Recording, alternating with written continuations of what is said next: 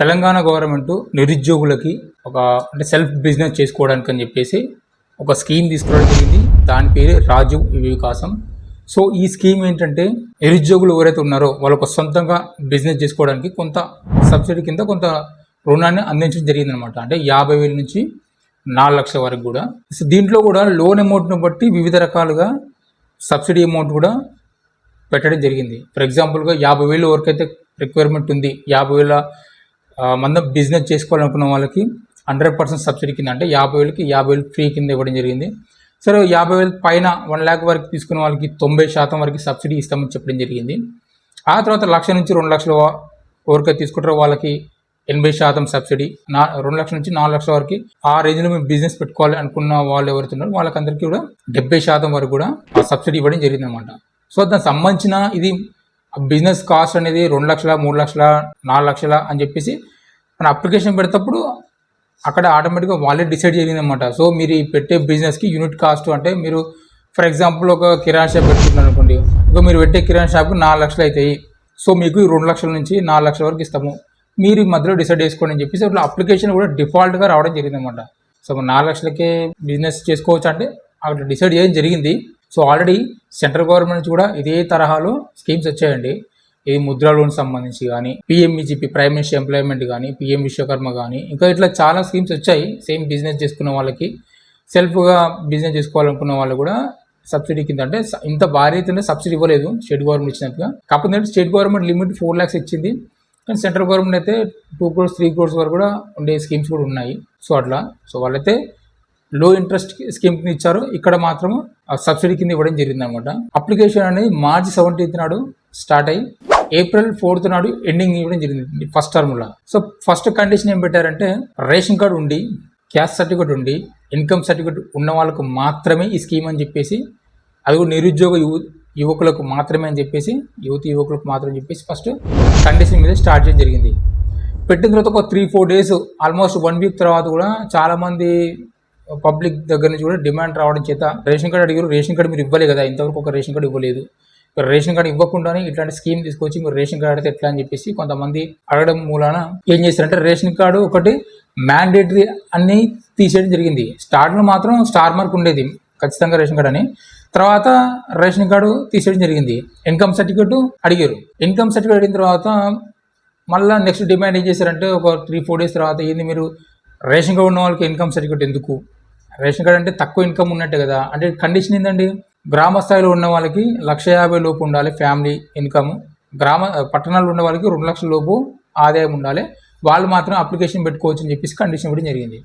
So ఇప్పుడు ration card ఉన్న వాళ్ళు కూడా పరిస్థితి అంతే కదా. ఇప్పుడు రేషన్ కార్డు ఉందంటే గ్రామ స్థాయిలో ఆ వ్యక్తికి రేషన్ కార్డు ఉందంటే ఆ కుటుంబానికి వాళ్ళ ఆదాయం 1,50,000 లోపు ఉన్నట్టే కదా. సో గవర్నమెంట్ డిక్లరేషన్ అంటే, సో పట్టణాలు కూడా అంతే, వాళ్ళ ఇన్కమ్ అది 10-20 లక్షల సంవత్సరానికి ఉన్నా సరే రేషన్ కార్డు ఉందంటే వాళ్ళకి అఫీషియల్గా 2 లక్షల లోపు ఉన్నట్టే. రేషన్ కార్డు ఉన్న వాళ్ళకి మీకు ఇన్కమ్ ఎందుకు అడుగుతున్నారు అని చెప్పేసి కొంచెం పబ్లిక్ నుంచి డిమాండ్ అడిగేసరికి మళ్ళీ సైట్లో కొంచెం మార్పులు చేర్పులు చేసి రేషన్ కార్డు ఉన్న వాళ్ళకి మాత్రం ఇన్కమ్ సర్టిఫికేట్ అవసరం లేదు, రేషన్ కార్డు లేని వాళ్ళకి మాత్రం ఇన్కమ్ సర్టిఫికేట్ మ్యాండేట్ అని చెప్పి పెట్టడం జరిగింది అనమాట. సో ఆ తర్వాత త్రూ అవుట్ ఇదే కంటిన్యూ అవ్వడం జరిగింది. సో దీంట్లో కూడా స్టార్టింగ్లో 2 categories ఇవ్వడం జరిగింది, ఒకటి అగ్రికల్చర్, ఒకటి తర్వాత ఇండస్ట్రియల్ సర్వీస్ బిజినెస్ ISB, ఈ 2 categories పెట్టడం జరిగింది. మళ్ళీ కొద్ది రోజులు కానీ మళ్ళీ దాంట్లో యానిమల్ హస్బెండరీ మెన్షన్ జరిగింది 3rd category కింద. ఇది agriculture, animal husbandry and ISB industrial service business అని. ఆ తర్వాత మళ్ళీ మార్పులు చేర్పులు చేసుకుంటూ కొద్ది రోజులకి హార్టికల్చర్ ఇంట్రొడ్యూస్ చేయడం జరిగింది. తర్వాత ఏదో స్పెషల్ కేటగిరీ కింద మిల్క్ డైరీ ఫార్మ్ సంబంధించిన స్పెషల్ కేటగిరీ పెట్టడం జరిగింది. తర్వాత ట్రాన్స్పోర్ట్ సెక్టర్ ఇంక్లూడ్ జరిగింది. అట్లా ఇక వారానికి ఒకసారి దాన్ని మార్పు చేయడం జరిగింది.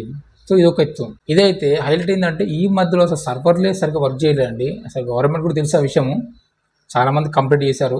కొన్ని సమయాల్లో ఏం జరిగిందంటే ఒక 100 మంది అప్లికేషన్ పెడితే దాంట్లో ఒకరిద్దరికి అప్లికేషన్ సక్సెస్ అయ్యేది, మిగతా 90 మంది కూడా ఆల్మోస్ట్ అప్లికేషన్ పెట్టడానికి వచ్చి టైం అంతా వేస్ట్ చేసుకుని వెళ్ళిపోయిన చాలా మంది ఉన్నారు అట్లా. సో ఈలోగా April 4th డేట్ వచ్చింది. ఆ తర్వాత మళ్ళీ పబ్లిక్ నుంచి కొంచెం రెస్పాండ్ ఫ్యూజ్ వచ్చేసరికి మళ్ళీ ఒక 10 days, అంటే April 14th వరకు, అంటే నిన్నటి వరకు అయిపోయింది, April 14th వరకు పెంచడం జరిగింది ఒక 10 days.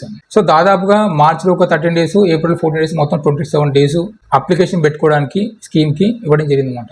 సో హైలైట్ ఏంటంటే ఈ మధ్యలో హాలిడేస్ వచ్చి ఒక 10 days వరకు కూడా ఆల్మోస్ట్ ఆ హాలిడేస్ టైంలో కూడా అసలు సైట్ ఓపెన్ కాలేదు. మరి మేబీ కంప్యూటర్ కష్టపడుతుందని చెప్పేసి వాటికి కూడా హాలిడేస్ ఇచ్చిరు కావచ్చు. అంటే మేబీ ఎట్లా అంటే పొద్దున పూట వర్క్ చేసింది 7:30 లోపు పర్ఫెక్ట్ ఉంది. తర్వాత టైము 7, 8, 9 అట్లా వెళ్ళేసరికి సర్వర్ స్లో అవ్వడం, మధ్యాహ్నం వచ్చేసరికి మొత్తం డౌన్ అయిపోవడం, మళ్ళీ ఇప్పుడు నైట్ మళ్ళీ ఓపెన్ అవ్వడం. సో అట్లా ఉండేది. అంటే మేబీ చాలామంది అప్లికేషన్ పెట్టడం వల్ల అనుకుంటా ఇట్లా. ఎందుకంటే మధ్యాహ్నం టైంలో కదా, ఏ మీ సేవ సెంటర్ అయినా సరే 10 గంటలకు తీసేసి 5 గంటలకు క్లోజ్ చేస్తారు. సో ఆ టైంలో కొంచెం హ్యూజ్ ఉండేసరికి దాని ఇంపాక్ట్ వల్ల కొంచెం సర్వర్ డౌన్ అయింది అనుకుంటా. మేబీ అట్నే అనుకోవాలి కూడా.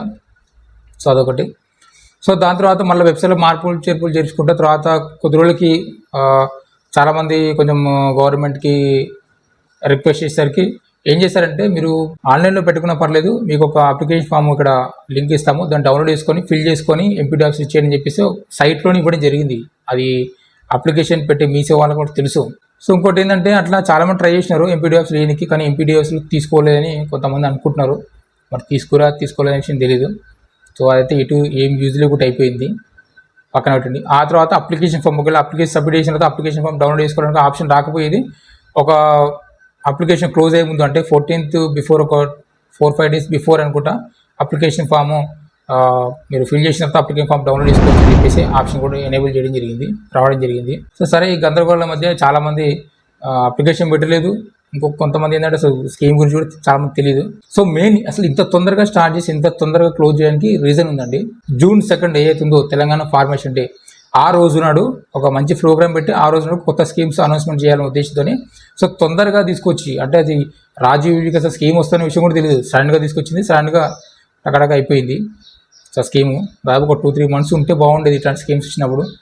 సో వచ్చింది, టక్కున అయిపోయింది. అంటే జూన్, ఎందుకంటే మళ్ళీ అప్లికేషన్ తీసుకోవాలి, వెరిఫికేషన్ చేయాలి, బెనిఫిషరీని సెలెక్ట్ చేసుకోవాలి, మళ్ళీ అక్కడ అనౌన్స్మెంట్ చేయాలంటే చాలా తక్కువ టైం ఉంది కాబట్టి June 2 లోపు కావాలి కాబట్టి మేబీ చేసింది అనుకుందాం. సో ఇదండి, అప్లికేషన్ అయితే క్లోజ్ అయిపోయింది April 14 నాడు, టాటా బై అయిపోయింది. సో ప్రాసెస్ అయింది, 2 స్టేజ్లో వెరిఫికేషన్ జరుగుతున్నాయి. ఒకటి ఎంపీడీఓ లెవెల్ అంటే మండల్ లెవెల్ ఒకటి, డిస్ట్రిక్ట్ లెవెల్లో ఒకటి. సో మండల్ లెవెల్ ఏంటంటే ఈ మేబీ ఈ సెక్రటరీ వాళ్ళే పంపిస్తారు అనుకుంటారు రిపోర్ట్స్, అంటే ఎవరెవరికి ఎలిజిబిలిటీ ఉంది, ఎవరెవరికి ఇవ్వచ్చు అనేది. సో మరి ఇది వీళ్ళు అఫీషియల్గా వాళ్ళే వెరిఫై చేస్తారా, లేకపోతే లోకల్ లీడర్లు ఏమన్నా ఇన్ఫ్లుయెన్స్ చేస్తారా, లేకపోతే ఎవరు రికమెండేషన్లా అనేది ఎవరికి తెలీదు. ఎవరు కూడా క్వశ్చన్ ఏది కూడా చేసి అలాంటి కామెంట్ రాయదు కూడా. సో అదనమాట. సో మండల్ లెవెల్లో అయితే వెరిఫికేషన్ చేస్తారు, అక్కడి నుంచి కొంతమంది ఫిల్టర్ చేసి డిస్ట్రిక్ట్ లెవెల్లో పంపిస్తారు, అక్కడ కొంతమంది ఫిల్టర్ చేసి ఫైనల్గా మినిస్టర్స్కి ఫైనల్ లిస్ట్కి పంపించడం జరుగుతుంది అనమాట. సో దీంట్లో ఏ ప్రాతిపదికన, అంటే ఏ బేస్లో మరి సెలెక్షన్ చేస్తారంటే, ఒకటి ఎవరైతే అప్లికెంట్ ఉన్నారో వాళ్ళు ఇంతవరకు ఎటువంటి స్కీమ్ తీసుకొని ఉండొద్దు, ఇది గవర్నమెంట్ సంబంధించి ఫస్ట్ ప్రిఫరెన్స్ వాళ్ళకే ఉంటుందండి. సో దీంట్లో కూడా టోటల్ 100%లో 25% అంటే 25% కంప్లీట్గా ఉమెన్స్కి ఇవ్వడం జరిగింది అన్నమాట, లేడీస్కి. దాంట్లో కూడా విడోస్కి, లోన్లీ ఉమెన్స్ అంటే ఒంటరి మహిళలకి, వీళ్ళకి పిహెచ్డి ఫిజికల్ హ్యాండిక్యాప్కి పిహెచ్డి ఉన్న వాళ్ళకి, వీళ్ళకి కొంచెం ఫస్ట్ ప్రిఫరెన్స్ ఇవ్వడం జరిగింది అన్నమాట ఇది స్కీమ్ ఇవ్వడానికి. సో ఫస్ట్ ఎవరైతే తీసుకోలేదు వాళ్ళకి ఫస్ట్ ఇంపార్టెంట్, వాళ్ళు అయిపోయిన తర్వాతనే మిగిలితేనే, అప్పటి కూడా బడ్జెట్ మిగిలితేనే మిగతా వాళ్ళకి ఇవ్వడం జరుగుతుంది అనమాట. సో అన్ని డాక్యుమెంట్స్ ఉండాలి ఖచ్చితంగా, ఆధార్ కార్డు ఉండాలి, బ్యాంక్ డీటెయిల్స్ ఉండాలి, క్యాస్ట్ సర్టిఫికేట్ ఉండాలి, ఇన్కమ్ సర్టిఫికేట్ ఉండాలి. తర్వాత ఇంకొన్ని డాక్యుమెంట్స్ అడుగుతున్నారు, అది నిజంగా తెలియదు, కానీ ఇది సొసైటీలో మీరు ఉన్నట్టుగా ప్రూఫ్ ఉందా మీకు, బీసీ కార్పొరేషన్ మీరు ఎస్టీ కార్పొరేషన్ ఉన్నారా, వాళ్ళ త్రూ కూడా, అంటే వాళ్ళ తరపున కూడా మీకు లెటర్ ఇవ్వాలి, ఆ లెటర్ ఇవ్వాలని అన్నట్టు జరుగుతుంది. కానీ గవర్నమెంట్ అయితే ఎక్కడే అనలేదు, మరి తీసుకుంటే కూడా చెప్పలేము, అడిగితే కూడా. సో ఇంకొకటి ఏంటంటే, ఇక్కడ ఎవరైతే అప్లికేషన్ పెట్టారో వాళ్ళందరూ కూడా అప్లికేషన్ ఫామ్తో పాటు ఈ క్యాస్ట్ సర్టిఫికేట్, బ్యాంక్ డీటెయిల్స్ ఇవన్నీ కూడా ఎంపీడీ ఆఫీస్ ఇవ్వాలని. సో ఒకవేళ ఇక్కడ ప్రాబ్లం ఏంటంటే, చాలా మందికి అప్లికేషన్ పెట్టినప్పుడు అప్లికేషన్ సబ్మిట్ అయింది, కానీ అప్లికేషన్ ఫామ్ జనరేట్ కాలేదు. చాలా మంది ఏం చేస్తారంటే, సరే తర్వాత తీసుకోవచ్చు కానీ ఊరుకున్నారు.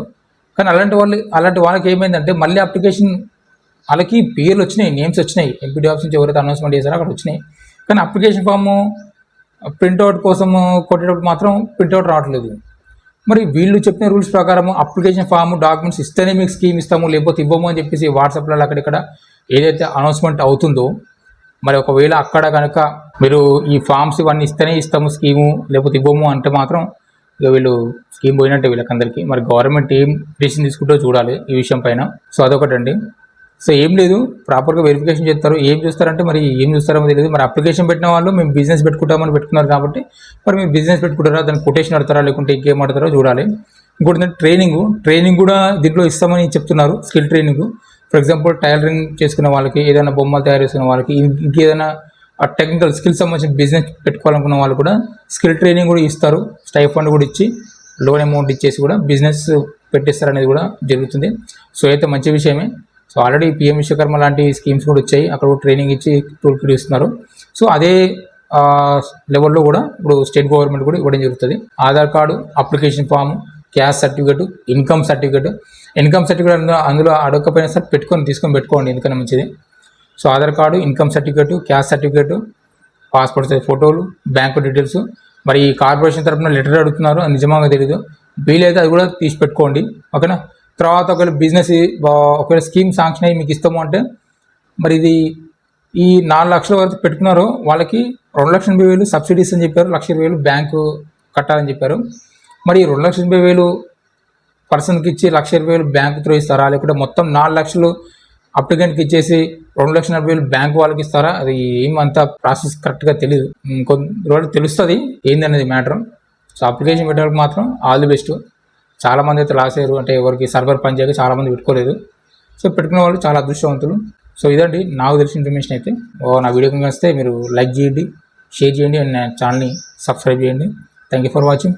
జై హింద్.